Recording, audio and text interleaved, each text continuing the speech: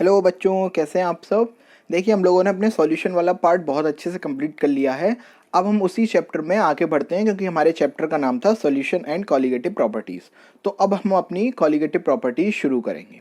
लेकिन colligative properties basically हम कल से शुरू करेंगे। आज हम कॉलिगेटिव प्रॉपर्टीज़ का इंट्रोडक्शन, उसमें यूज़ होने वाले कुछ बेसिक टर्म जैसे कि वेंट ऑफ फैक्टर, और एक वेंट ऑफ फैक्टर से रिलेटेड एक क्वेश्चन आया है 2019 मेंस में, उसको सॉल्व करेंगे। ठीक है, तो आज का लेक्चर बहुत छोटा होगा बट बहुत इंपॉर्टेंट होगा, जैसे कि सारे लेक्चर्स होते हैं। पहले मैं बेसिक कवर करता हूँ, उसके बाद हम आगे बढ़ते हैं, ताकि चैप्टर में हमें आगे कहीं भी दिक्कत ना आए। तो आज हम अपने सारे जो टर्म्स यूज़ होने वाले हैं उनको देख लेते हैं। चलिए शुरू करते हैं। तो सबसे पहले बात करते हैं व्हाट इज कॉलिगेटिव प्रॉपर्टी। तो ऐसी प्रॉपर्टी जो नंबर ऑफ पार्टिकल्स पर डिपेंड करे, उनके नेचर्स पर डिपेंड ना करे, वो क्या कहलाती है? Colligative property. मतलब देखो जरा समझो। सपोज मैंने आपसे बोला कि मेरे पास एक कंटेनर है और उसमें मेरे पास 1 मोलर यूरिया प्रेजेंट है, ठीक, और एक और कंटेनर है जिसमें मेरे पास 1 मोलर शुगर प्रेजेंट है। अब मैंने आपसे बोला कि सपोज इसकी कॉलिगेटिव प्रॉपर्टीज है Cp1 और इसकी कॉलिगेटिव प्रॉपर्टी है Cp2। तो मुझे इन दोनों कॉलिगेटिव प्रॉपर्टीज में रिलेशन बता दो। तो मैं क्या बोलूंगा? Cp1 is equal to Cp2। क्यों? क्योंकि नंबर सेम है। जितना मोलर मेरा यूरिया है उतना ही मोलर मेरा शुगर है। बट दोनों तो अलग अलग है ना। कोई मीठा होगा, कोई खट्टा होगा, है ना। किसी के बीच में इंटरेक्शंस अच्छे होंगे, किसी के बीच में कम होंगे। होने दो, बाहर में जाए, हमें मतलब नहीं है। हमें किससे मतलब है? उनके नंबर से। उनका नेचर कैसा है, उनका साइज कैसा है, कलर कैसा है, हमें उनसे मतलब नहीं है। कॉलिगेटिव प्रॉपर्टीज में हमें केवल नंबर से मतलब है। वो भी एक मोलर है, वो भी एक मोलर है, ठीक है, दोनों की कॉलिगेटिव प्रॉपर्टीज बराबर है। अच्छा, एक और एग्जांपल देखते हैं। जैसे सपोज मैंने आपसे बोला कि अब मेरे पास क्या है? 1 मोलर शुगर है, ठीक, और मैंने आपसे बोला कि 1 मोलर NaCl है, ठीक। मैंने बोला इसकी कॉलिगेटिव प्रॉपर्टी Cp1 और इसकी कॉलिगेटिव प्रॉपर्टी Cp2। इन दोनों में रिलेशन बताओ। तो एक बार को मन में ख्याल तो आया कि क्या होंगी दोनों इक्वल। क्यों? क्योंकि यहां पर भी 1 मोलर है, यहां पर भी 1 मोलर है, ठीक। बट क्या मैंने ऐसा बोला कि 1 मोलर मेरा सोल्यूट होना चाहिए? नहीं, मैंने ऐसा बोला कि मेरे नंबर ऑफ पार्टिकल्स क्या बताएंगे मेरी कॉलिगेटिव प्रॉपर्टी। अच्छा, ठीक। तो जब मैंने 1 मोलर शुगर डाली तो मुझे पता है कि चीनी पानी में घुलती तो है लेकिन टूटती नहीं है। लेकिन जब मैं नमक डालता हूं तो वो पानी में घुलता है और साथ में टूट भी जाता है। मतलब वो Na पॉजिटिव और Cl माइनस बना लेंगे अलग अलग। अच्छा, तो जब मैंने NaCl डाला तो मैंने डाला तो एक टाइप का पार्टिकल था, बट वो टूटकर 2 टाइप के पार्टिकल बन चुके हैं। अब Na पॉजिटिव अलग हो चुका है और Cl माइनस अलग हो चुका है। मतलब जब मैंने 1 मोलर NaCl पानी में डाला तो 1 मोलर मेरे पास Na पॉजिटिव आयंस बन गए होंगे और 1 मोलर ही मेरे पास Cl माइनस आयंस भी बन गए होंगे। तो अब जो मेरे पास टोटल पार्टिकल्स हैं वो कितने हैं? 2 मोलर। तो जो ये वाली कॉलिगेटिव प्रॉपर्टी है वो इस वाली कॉलिगेटिव प्रॉपर्टी से दुगनी है। तो अगर मुझे इनको बराबर करना है तो मुझे इसमें 2 से डिवाइड करना पड़ेगा और ये मेरा रिलेशन तैयार होगा। Cp1 is equal to 1/2 Cp2। तो इसका मतलब मैंने क्या देखा कि मेरी कॉलिगेटिव प्रॉपर्टीज अफेक्ट हो रही है किसके साथ? डिसोसिएशन के साथ। हो सकता था मैं पार्टिकल्स डालूं, सपोज मैंने 5 पार्टिकल किसी चीज के डाले और वो आपस में जुड़ गए हो पांचों, और पांचों जुड़कर एक पार्टिकल बन गया हो। एक रैंडम केस में सोच रहा हूं। तो इस केस में क्या होगा? मेरी Cp क्या होनी चाहिए थी? 5 होनी चाहिए थी, बट एक्चुअली में वो 1 हो गई। अच्छा, तो मतलब मैं कुछ थ्योरेटिकली एक कॉलिगेटिव प्रॉपर्टी अपने दिमाग में सोच रहा हूं, बट एक्सपेरिमेंटली जब मैं देख रहा हूं तो कॉलिगेटिव प्रॉपर्टी मेरी चेंज हो जा रही है। किसकी वजह से? या तो डिसोसिएशन की वजह से, मतलब टूटने की वजह से, या फिर एसोसिएशन की वजह से, मतलब जुड़ने की वजह से। तो इसी फैक्टर को एक्सप्लेन करने के लिए कि कब टूटेगा, कितना और किस हिसाब से मेरा जो कॉलिगेटिव प्रॉपर्टी है वो चेंज होगी, उसको डिफाइन करने के लिए एक मतलब एक यूनिट आई या एक क्वांटिटी आई, जिसको मैंने क्या बोला? वेंट ऑफ फैक्टर, जिसको मैं रिप्रेजेंट करता हूं I से। तो आज के लेक्चर में हम इसी वेंट ऑफ फैक्टर की चर्चा करेंगे, बट उससे पहुंचने से पहले हम थोड़ा सा और देखते हैं अपनी कॉलिगेटिव प्रॉपर्टीज के बारे में। तो कॉलिगेटिव प्रॉपर्टी की डेफिनेशन क्या है? The properties of a solution which are dependent only on the total number of particles और total concentration of particles in the solution and are not dependent on the nature of particle, that is shape, size, charge etc. ठीक, अच्छा, तो ये तो nature of charge के साथ तो नाइंसाफी हो गई ना, कि पार्टिकल कह रहा है तुमने मुझे इंक्लूड ही नहीं किया मेरे नेचर को। तो फिर हमने क्या किया, एक नई क्वांटिटी बनाई। कौन सी? Constitutional properties. इसमें हमने क्या बोला? ऐसी प्रॉपर्टीज जो कि नेचर पर डिपेंड करेंगी। वो सारी प्रॉपर्टीज कौन सी कहलाएंगी? Constitutional properties. बट हमें अपनी कॉन्स्टिट्यूशनल प्रॉपर्टीज हम अगले चैप्टर में डिस्कस करेंगे, जब हम कंडक्टेंस वगैरह पढ़ेंगे। वो सारी कैसी है? Constitutional properties. अभी हमें क्या देखना है? अभी हमें मतलब है अपनी कॉलिगेटिव प्रॉपर्टीज से, जो कि मेनली कितने टाइप की होती हैं? 4 टाइप की। ये चारों टाइप की हमें बारी बारी से पढ़नी है और बहुत डिटेल में हम पढ़ेंगे, लेकिन आगे आने वाले लेक्चर्स में। आज हमें क्या डिस्कस करना है? अपना वेंट ऑफ फैक्टर। तो चलिए पहले उसको डिस्कस करते हैं। तो क्या लिखा हुआ है? जैसा कि मैंने आपको बताया कि अगर मेरा सॉल्यूट एसोसिएट हो रहा है या फिर डिसोसिएट हो रहा है सॉल्यूशन में, तो एक्सपेरिमेंटली या ऑब्जर्व्ड या actual value of colligative property क्या होती है? डिफरेंट हो जाती है। किससे? जो हम एक्सपेक्ट कर रहे थे, जिसको हमने क्या बोल दिया? Theoretical value. और उसी को नापने के लिए मैंने क्या निकाला? एक नई क्वांटिटी निकाली, एक नई कॉलिगेटिव प्रॉपर्टी निकाली, जिसको मैंने क्या नाम दिया? Abnormal colligative property. वैसे मेरी कॉलिगेटिव प्रॉपर्टी 4 ही टाइप की हैं, इसको मैंने एक अलग से नाम दे दिया, क्या? Abnormal colligative property. ठीक, ये कहती क्या है? इसको मैं डिटरमाइन कैसे करूंगा?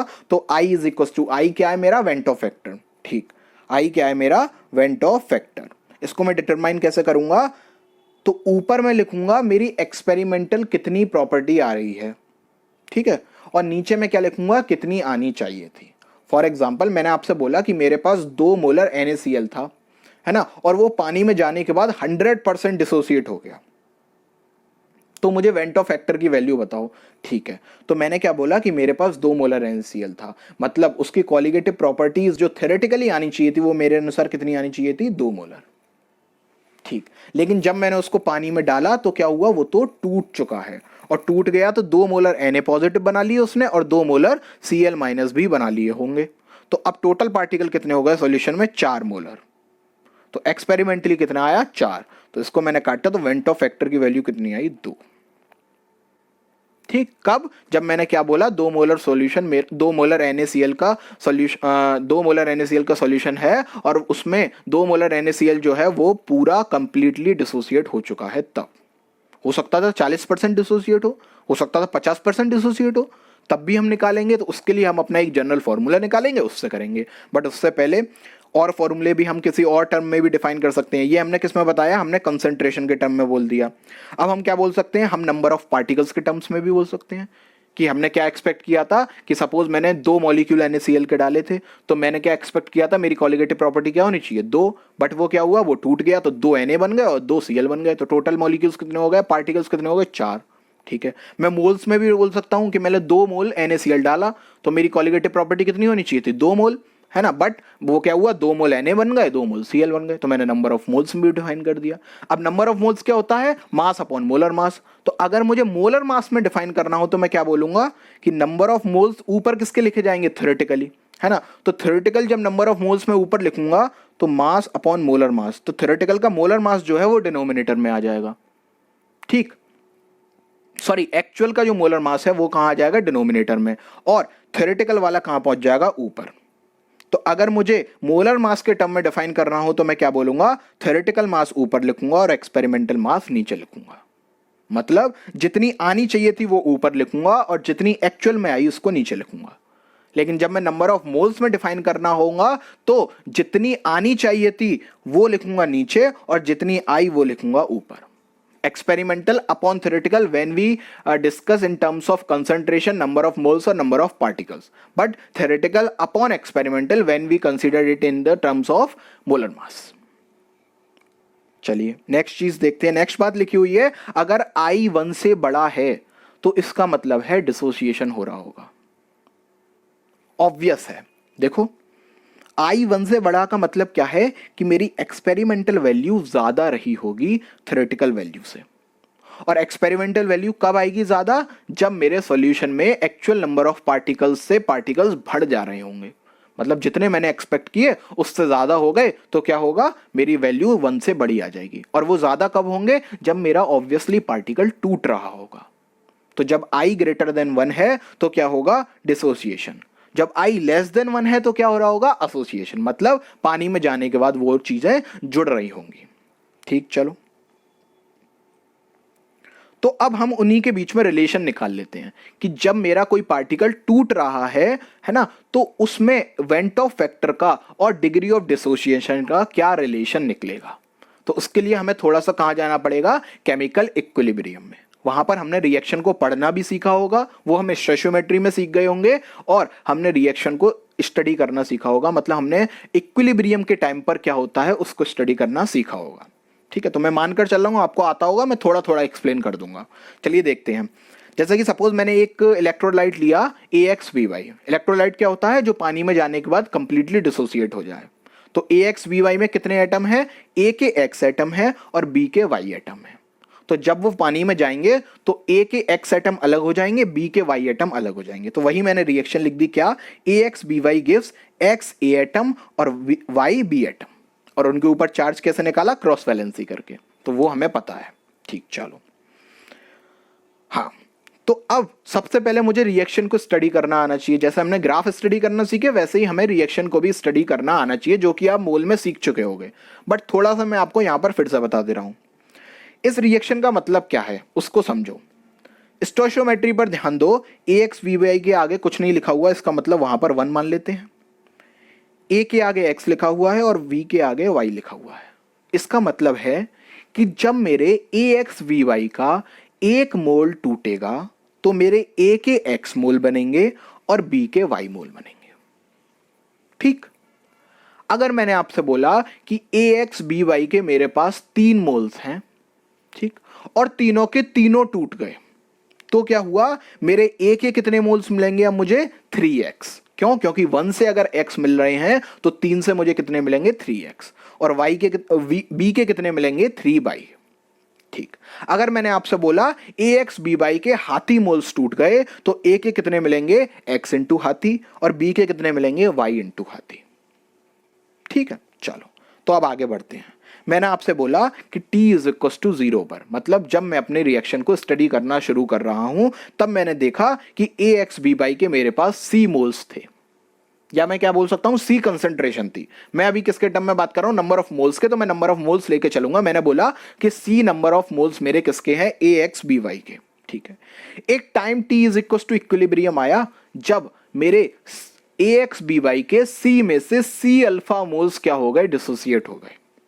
ठीक, तो अब मैंने क्या बोला? जब हाथी मोल्स टूटेंगे तो हाथी इंटू एक्स और हाथी इंटू वाई बनेंगे। तो जब C अल्फा टूटेंगे तो C अल्फा इंटू एक्स और C alpha into Y moles मेरे बनेंगे। तो वही मैंने लिखा कि C में से मेरे C अल्फा मोल्स टूटे तो X C अल्फा और Y C अल्फा मेरे बनके तैयार हो गए। अब मैंने आपसे क्या पूछा कि T is equal to equilibrium पर मेरे टोटल मोल्स कितने हैं?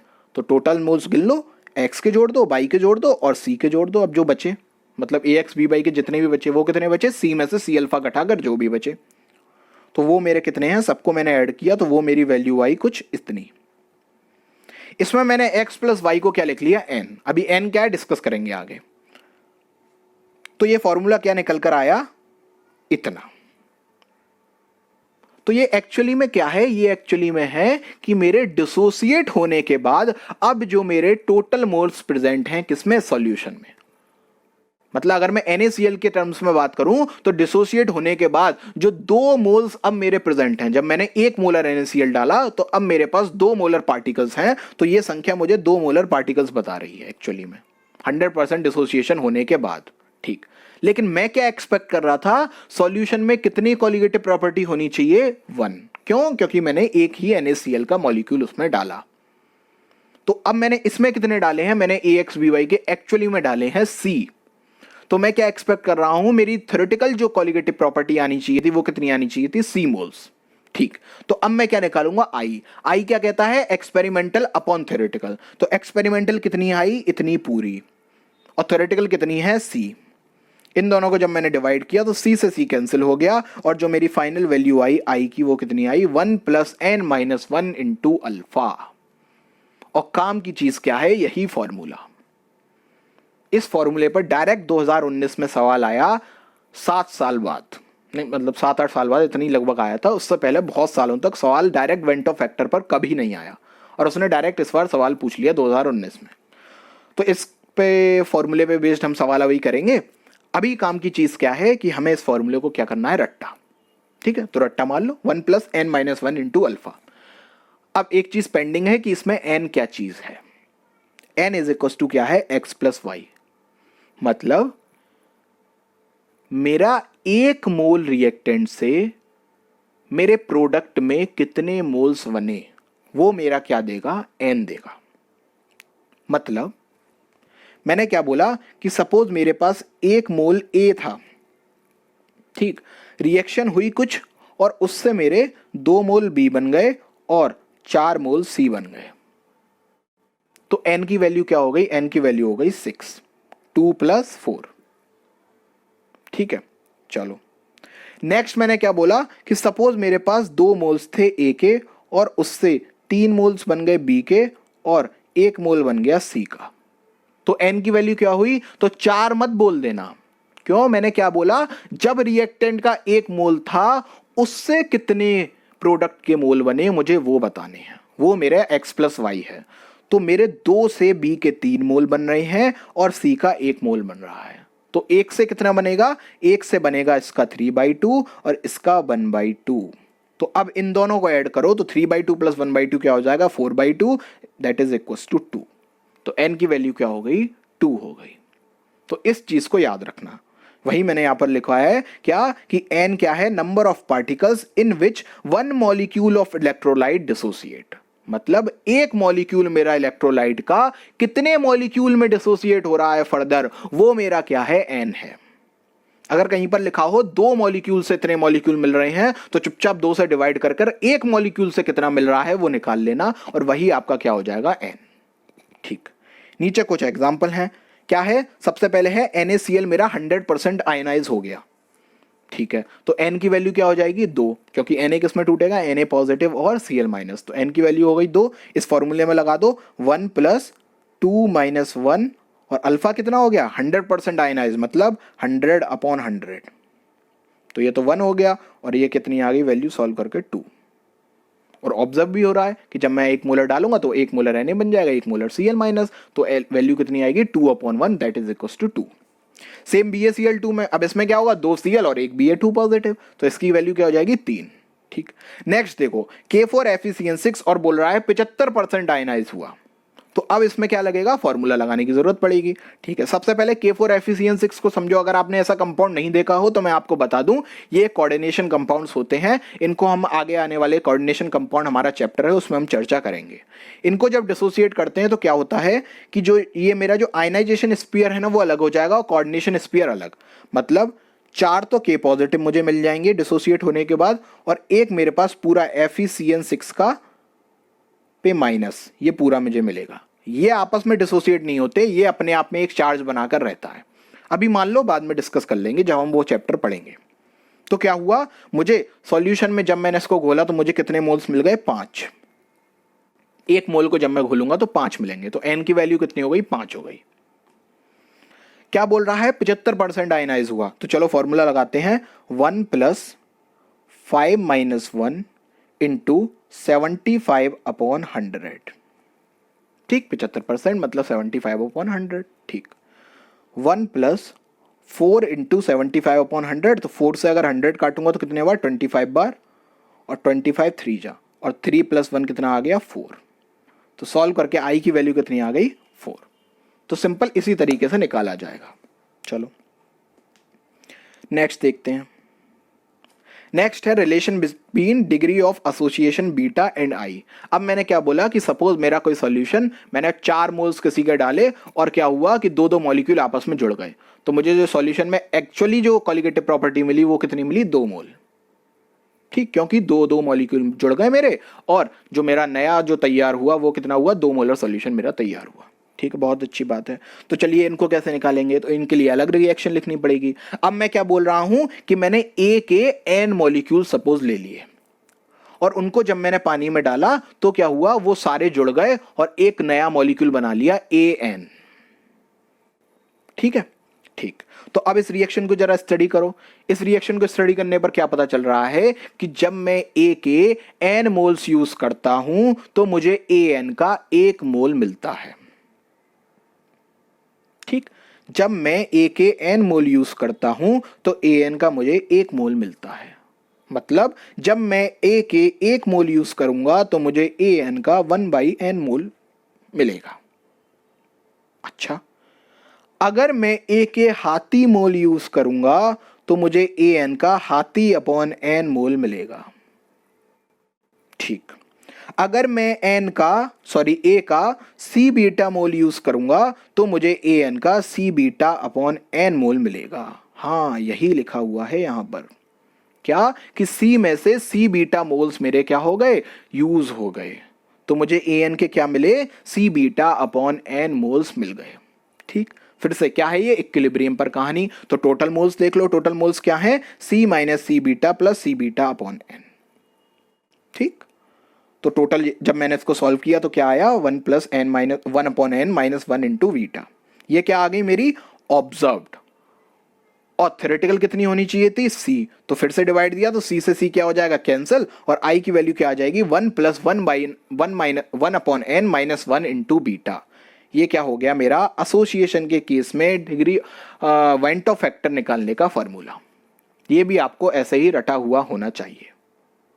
अब इसमें n क्या है, इसमें n है कितने मॉलिक्यूल्स जुड़कर मेरा एक मॉलिक्यूल बना रहे हैं। सपोज मेरा क्या हो रहा है, डाइमराइजेशन, मतलब 2 मॉलिक्यूल जुड़कर मेरा एक मॉलिक्यूल बना रहे हैं, n की वैल्यू क्या हो जाएगी, 2। सपोज ट्राइमराइजेशन हो रहा है, मतलब 3 मॉलिक्यूल जुड़कर मेरा एक मॉलिक्यूल बना रहे हैं, तो क्या हो जाएगी n की वैल्यू 3। ठीक है, तो इस तरीके से n की वैल्यू लगेंगी। जैसे कि नीचे एग्जांपल दिया हुआ है कि सपोज एसिटिक एसिड है आपके पास, 100% डाइमराइज हो जा रहा है बेंजीन में, तो I की वैल्यू बता दो, तो I की वैल्यू क्या हो गई, 1/2, सिंपल फॉर्मूले में लगाना है। ठीक है, अल्फा की वैल्यू क्या हो जाएगी, 1, क्योंकि 100% डिसोसिएट हो रहा है, 100 अपॉन 100 क्या हो जाएगा, 1। सेम दूसरा केस है बेंजोइक एसिड, वो भी 100% डाइमराइज हो रहा है, उसकी वैल्यू क्या हो जाएगी, I is equal to 1/2। n के बारे में हमें खास ख्याल रखना है, n क्या है।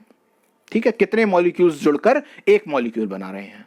पिछले वाले केस में क्या था, एक मॉलिक्यूल टूटकर कितने मॉलिक्यूल बना रहा है। ठीक, चलो 2019 में एक सवाल आया था, आपको एक मॉलिक्यूल दे रखा था क्या, K2HgI4, और बोल रहा था कि ये 40% डिसोसिएट हो गया, I की वैल्यू बता दो। तो अभी हमने सीख लिया ऐसे मॉलिक्यूल को तोड़ना, कितने में टूटेगा, 3 में, 2 के और 1 के अपने आप में माइनस चार्ज लेके अलग हो जाएगा। तो क्या हो गई, n की वैल्यू कितनी हो गई, 3, और 40% डिसोसिएट हो रहा है, तो डिसोसिएशन वाला फॉर्मूला लगाएंगे क्या, 1 plus n minus 1 into alpha. Alpha कितना हो गया, 40 अपॉन 100। ठीक, यानी कि 0.4। ठीक, तो 1 प्लस 2 into 0.4 that is 1.8। B option था 1.8, तो आंसर क्या आ गया, 1.8। सिंपल क्वेश्चन था, लल्लू क्वेश्चन था एकदम। वैसे वेंट ऑफ फैक्टर पर डायरेक्ट सवाल नहीं आते हैं, बट आईआईटी का क्या है, मतलब कोई भी कभी भी सनक सकता है और कुछ भी दे सकता है, कोर्स में तो है ही है। तो डायरेक्ट उसने कई सालों बाद, लगभग 7-8 साल बाद ये क्वेश्चन आया डायरेक्ट वेंट ऑफ फैक्टर पर, और शायद उससे भी ज़्यादा दिनों बाद, मतलब सालों बाद।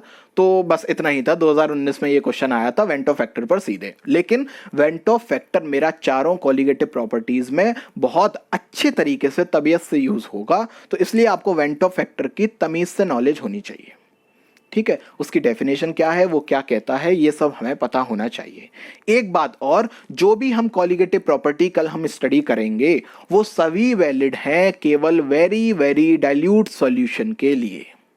इस पॉइंट को मेंशन कर क्या कहते हैं, हेडर पर लिख लो, ठीक है ना, स्टार मार्क करके लिख लो, बहुत इंपॉर्टेंट है, क्योंकि कल हम बहुत सारे अप्रोक्सीमेशंस लेने वाले हैं आगे आने वाली कॉलिगेटिव प्रॉपर्टीज में, और वहां पर ये लाइन जो है वो बहुत अच्छे से आपको पता होनी चाहिए। क्या कि कॉलिगेटिव प्रॉपर्टीज मेरी केवल वेरी वेरी डाइल्यूट सॉल्यूशन के लिए ही अप्लाई की जाएगी। क्यों, आगे आने वाले समय में हम इसका भी रीजन जान लेंगे। बट अभी के लिए went of factor I hope आपको समझ में आया होगा। वेंट ऑफ फैक्टर में बस इतना ही था। अगर आपको वीडियो पसंद आई हो तो प्लीज़ लाइक करिए, सब्सक्राइब करिए, शेयर करिए, हमें टेलीग्राम पर ज्वाइन करिए और इंस्टाग्राम पर भी फॉलो करिए। ठीक है, तब तक के लिए पढ़ते रहिए बच्चों और अपना ख्याल रखिए।